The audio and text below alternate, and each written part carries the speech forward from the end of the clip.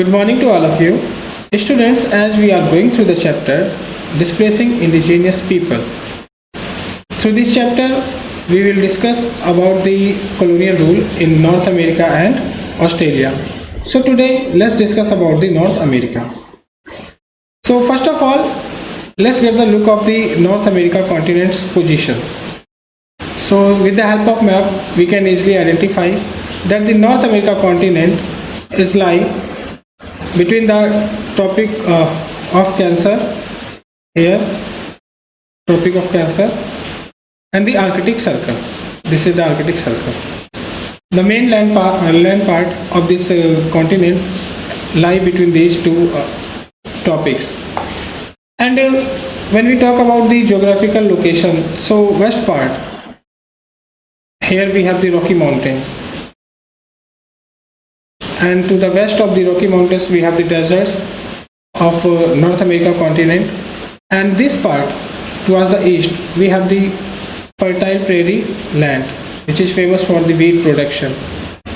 And as we move towards the east from this prairie, we have the Great Lakes area, where we can find the Superior Lake and the most important rivers, and here we have the Appalachian Mountain. These all are located in this. Except in this, the North America continent consists three major countries. Our part is Canada, the middle is United States of America, and just below the United States of America we have the Mexico. So students, let's find out. The continent is extended from Arctic Circle to the Tropic of Cancer and from Pacific Ocean to Atlantic Ocean. There are two desert areas, Arizona and Nevada, are located in the west of the North America, and to the east the Great Plains, yani ki prairies, the Great Lakes, the valleys of the Mississippi and the Ohio, and the Appalachian Mountains is present. जब हम north America की बात करते हैं तो हम ये देखते हैं कि नॉर्थ अमेरिका जो है वो जो नेचुरल रिसोर्सेस है उसके मामले में बहुत ही रिच है, specially when we talk about the oil, gas and the minerals. And these are the main sources which attracted the European countries towards the USA or in North America. And as I told you in the previous class, with the development of industrialization, the European countries need raw materials for their industries, and that's why they were looking for the colonies in such a way that their industries can be fed up with these raw materials. And mining industries and extensive agriculture have been developed only in the last 200 years by immigrants from Europe, Asia and China. ये एक major fact है. America continent जो अभी तक है, जो जैसा आज आप पावरफुल देख रहे हो, उससे पहले आज से लगभग 200 साल पहले तक वहाँ पे नेचुरल रिसोर्सेज की भरमार थी, पर that had not been used by the people of North America. जब यहाँ पे यूरोपियन कंट्रीज़ के पीपल वहाँ पे गए तो उन्होंने वहाँ के रिसोर्सेज को यूज किया और उसी रिसोर्सेज को यूज करके उन्होंने अपनी इंडस्ट्रीज़ को डेवलप किया और most of the European countries become developed countries. अब बात करते हैं वहाँ के नेटिव पीपल्स की, जो वहाँ की जो मूल निवासी है. तो inhabitants of North America come from Asia through strait of Bering about 30,000 years ago. Strait of Bering जो कि अलास्का रीजन को जोड़ता है एशिया से, वहाँ के थ्रू ये जो है इस एरिया में पहुँचे नॉर्थ अमेरिका के. और नॉर्थ अमेरिका में जब क्लाइमेटिक स्टेबिलिटी हुई तो जो कि लगभग 5,000 साल पहले देखने को मिलती है, it resulted here population growth. And the inhabitants of the North America used to live in groups before the advent of the European immigrants. The economy of North America was totally based on the subsistence economy.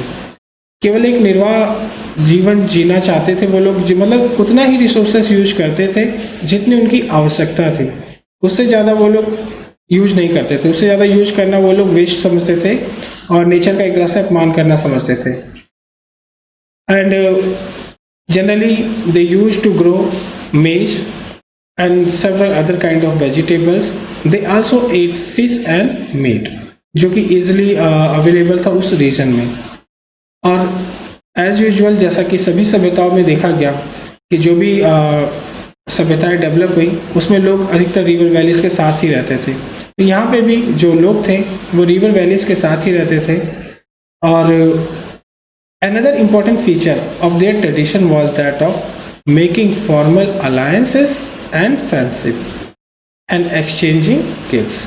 तो ये ध्यान देने वाली बात है, यहाँ के जो नेटिव पीपल्स थे वो अलायंसेस फ्रेम करते थे, मतलब अलायंसेस ऑफ फ्रेंडशिप, मतलब they want to live together with the people, और उन्हें दोस्ती करना अच्छा लगता था, और साथ ही साथ आपस में गिफ्ट्स का एक्सचेंज करते थे जब भी वो फ्रेंडशिप करते थे।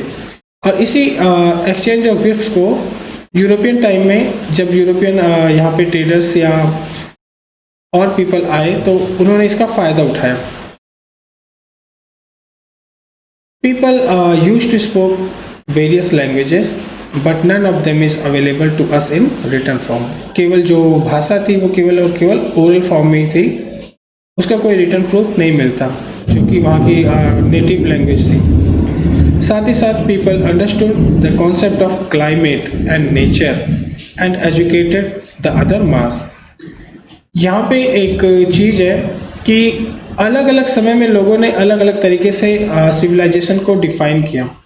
कुछ लोग सिविलाइजेशन को मानते थे कि जब हमारी सोसाइटी में इंडस्ट्रियलाइजेशन आया और हमारा जो लिविंग स्टैंडर्ड है वो ऊंचा हुआ, उसे लोगों ने सिविलाइज्ड या सिविलाइजेशन का नाम दिया। जबकि कुछ लोगों का व्यू था कि जो लोग नेचर के ज़्यादा क्लोज हैं they are more civilized as compare to those who are exploiting the nature. और यहाँ के लोग जो थे वो नेचर के ज़्यादा क्लोज थे और उनका एक विश्वास था कि नेचर ने इतना कुछ दिया तो हमें उतनी ही चीज़ें यूज करनी चाहिए जितनी आवश्यक हो, उससे ज़्यादा नहीं। और इसीलिए शायद वो नेचर को समझते भी थे। और यहाँ पे वही बात मेंशन है कि people understood the concept of climate and nature and educated the other mass. And these people were also skilled craft person and wove beautiful textiles. Skilled craft person or wove beautiful textile means what the clothes or the dresses they used to wear that had been woven by themselves।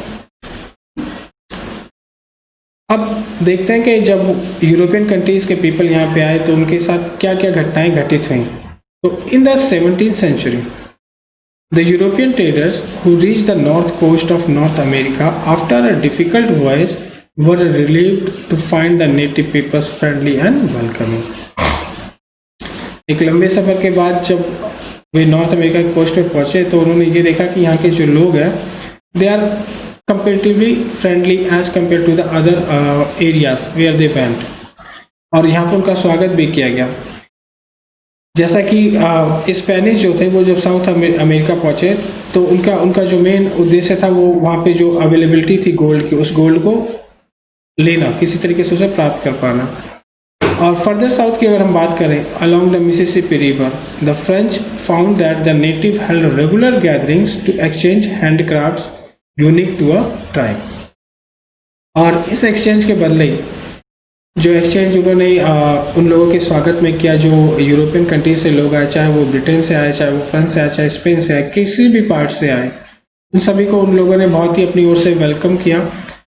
और उस welcome के साथ साथ ही as I told you in the previous slide that they use to exchange the gifts, उस gifts के exchange को बहुत ज़्यादा वो एक ट्रेडिशन था वहाँ का, उसका फ़ायदा उठाया यूरोपियन से। बदले में यूरोपियन उन्हें क्या देते थे? यूरोपियन उन्हें ब्लैंकेट्स देते थे, इंडस्ट्रीज डेवलप थी इसलिए आयरन के वेसल्स देते थे, गन्स देते थे और साथ ही साथ अल्कोहल देते थे।